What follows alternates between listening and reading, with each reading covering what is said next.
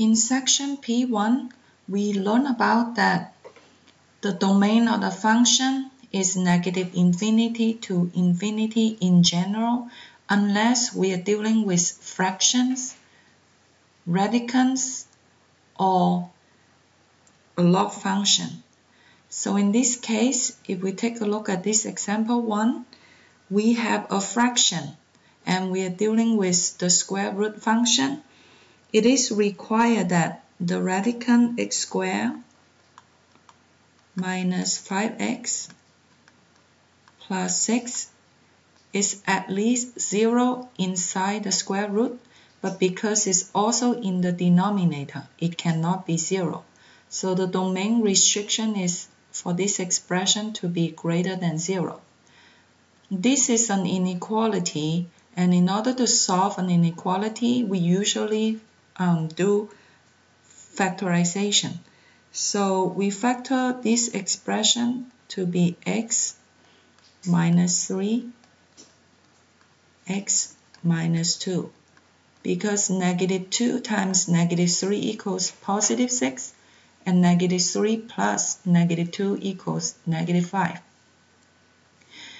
To solve an inequality, we will need to use a number line. We will map the roots. So we have 2 and 3. And it is a whole because we have greater than sign. It will be a solid dot if we have greater than or equals to or less than or equals to. So we will need to find out which section of this number line is a solution. It's easy to find a test point. So we can find a point right here. We can call it 0. And we plug in the number 0 to the original expression. We see that when we plug in 0, the left-hand side is 6. It is greater than 0, so it's positive in this region. And because we have single roots, so the sign will alternate. So we have positive, negative, and positive. If you're not sure, you can find more test points in between the interval to verify this sign.